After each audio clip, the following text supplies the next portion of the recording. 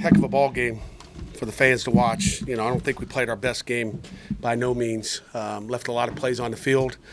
Starts with me. I guess I didn't have them ready to go. I don't think we tackled well on defense. Had a different back out there too. Ran the ball hard. Just little details that I don't think we did a great job on defense. We kicked too many field goals on offense. Kicked 3 field goals. Great for Trey, but we got 2 interceptions in the third quarter, second half. We end up kicking field goals, and we score touchdowns. We're not going overtime, so plenty of blame to pass around in that locker room with our coaches, number one, and then our players, number two. I mean, we did it together. We win together, we lose together, and we didn't get it done. Questions? For the what did you see in the final 3 minutes? I guess from the decision to take the penalty, punt, then just the breakdown, the 87-yard drive from West Virginia. We didn't stop them. I mean, I'll obviously look at the tape and figure it out. But they did a good job running the ball. They got a good scheme. Rodriguez does a great job. Give them credit for making plays and keeping us off balance. I guess a little bit on defense. Then we got to make tackles, and we got to get a stop somehow, some way. What was your assessment of Eli tonight? I thought he started off slow. Obviously made some big plays, during the game. But we got to be better. But again, that's protection. It's receivers being in the right spot, the whole deal. So it's unfair to sit there and say, quarterback's always going to get the blame. But it's on us as a staff. Number one, we got to put him in better position to make plays. And we didn't make those today. We didn't make enough plays to win the football game. Had a chance. Do you think that play calling was a little too conservative late in the game? Not really. I mean, we didn't run the ball like we needed to. And when you don't run the ball, I think you run the ball for 46 yards, you got a problem. They outrushed us. They won the rushing war, and we didn't run the ball. It didn't help that Zero wasn't out there. Des Reed. We hope we get him back here quick and turn around and get into ACC play. Had a quick assessment of what's keeping you from being able to run the ball the way you want it. I don't know. Quick assessment. We got to get more push up front. We got to, we didn't play a MAC team today. We played, a really good football team. I told you we were going to see the best version of West Virginia. Ohio, you saw the worst version. We saw the best version. I knew they'd come out and play. Our kids knew they'd come out and play. We knew it was going to be a dogfight. It was going to be a brawl, and that's what we saw. What does this offense miss when Dez isn't out there? I think maybe the home run hitter, right? I mean, a guy that can, and again, Joels did a nice job too, but it's a little bit different. Dez is special. We got to get him back. What went into, or what would you put on the 14 penalties today? Whew. You guys watched the video. You guys watched the game. I don't know. I mean, there was some stuff out there, but we'll look at the videotape. Not happy with that at all. I mean, 14 penalties, a little lopsided there. That's the end of the second quarter. I didn't know what the heck happened there. I wasn't happy. Eli got punched. Had his helmet ripped off, punched in the face. No call there. But we had somebody get spit in the face too. But things didn't go our way, and we got to buckle up and get ready to go.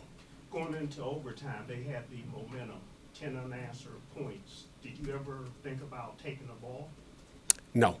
No? We always want to play defense and know what we got to respond to. Had a couple big mistakes in the red zone. The interception, you had a big penalty down in about the 7-yard line. How Yep. amplified are those moments for you? Those are huge. I mean, like I said, we didn't get points down there. I mean, we got a Deuce, playing wildcat quarterback. We got a great run, a great call, play call. We take it down to 3-0, and all of a sudden we're backed up. We're kicking field goals. I mean, we'll have to look at the calls. Look at why, but we got we had big third down conversion. I mean, seemed like in that first quarter. I mean, the third down conversion, Blues gets a block in the back. Didn't look like he touched anybody, but we got a first down. And all of a sudden, we're backed up. So there was, that just continued to happen to us all day. How does this game at all maybe alter your perception of where this team is at heading into the bye? What are some things you're going to work on? Every week is a different week. We knew this is going to be an emotional game. We're going to let it go and move on to the next one. We got Louisville next. We got an open week to get fresh. Hopefully, get our corners back. Get Dez back and be healthy and go on an ACC run. Will Hicks wasn't on the field for 2 or 3 consecutive drives in the first half. Was he injured? Did he need a breather, or was it something else? Man, I'm not quite sure. I was asking the same question, like, where's Blue? Where's Blue? Again, we got a lot of faith in Deuce out there too, but I'm not sure, and I really didn't get an answer out there. So, there's a lot of stuff going on out there, but we'll figure that one out. I'll be able to probably answer that a little bit better on Monday or whatever day I get to see you guys. I Just running the ball better. You talk about running the ball better. How would that help Eli be more effective? Well, I mean, you don't want to be dropping back and throwing the ball every down if that's the only thing. If you become one-dimensional, and I thought West Virginia was able to be two-dimensional. They ran the ball more yards. Had just missed tackles, heads down. Didn't look like our run defense out there today. Couple more. How did you feel the defense tired out at all in the second half? I think so. I mean, they had 90 plays. I thought I think we got tired, but it doesn't matter. You got to keep going. Time possession was pretty even, but they ran a lot more plays than we did. Braylon Lovelace. Braylon, I guess what were you seeing on that final drive in regulation for them? They were going tempo. They were playing fast. We just got to get back, get set, and play ball. We got to stop the run on a couple plays. Can't let them have a couple big passes. It seemed like in overtime they were kind of trying to challenge you, like go tempo, but then also just run right up the middle. I mean, what's it like whenever a team's doing that and they're just having success? We just gotta get there, play ball. I mean, it's gonna happen, but we gotta stop the run. We gotta be a more physical team. That's something we lacked in that overtime, and that's something we gotta work on for Louisville. Real. 14 penalties. What can you attribute that to? We just gotta be more disciplined. I mean, that's something that can't happen. That's something that we never do. I think that we were letting the atmosphere get to us, and that's something that we can't do. That's something that we have to fix, and it all comes down to discipline. Just being there for the team and not for yourself. I think that we could just learn from that and keep on pushing. This is obviously a high-intensity, high-energy environment. What is the emotion like in the locker room right now, and how do you think this can help shape you guys moving forward?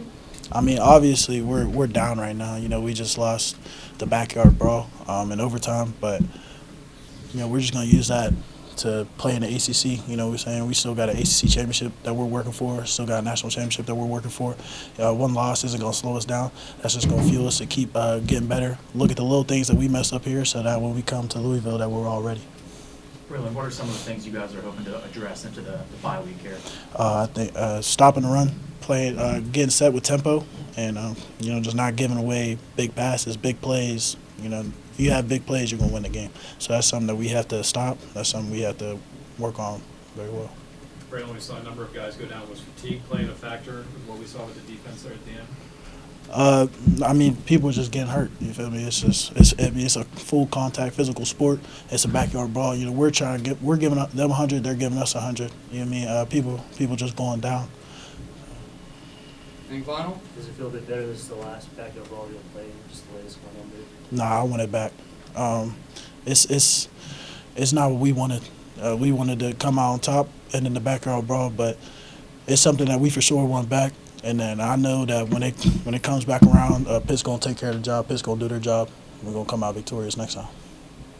Braylon, thank you. Thank y'all. Can you walk us through the interception in the end zone? Yeah, I rushed it, didn't trust the protection on me. Zion won across. They played zone. Should have just thrown the ball to Zion out in front and make the throw. It's a touchdown. It's a different ball game. Just overall, I think just your lack of execution in the red zone. I think you guys had like 5 penalties anytime you would get within the 10. Like, what was going on there? We just didn't execute. It's plain and simple. I mean, that's what beat us is not executing. We got in the red zone 3 times and came away with 2 field goals and 1 turnover, and that's on me. We got to execute better. Can't get behind the sticks with penalties or sacks. Just got to play cleaner football. That's what we were doing in the first 2 games. We didn't do that today, and that's why we lost.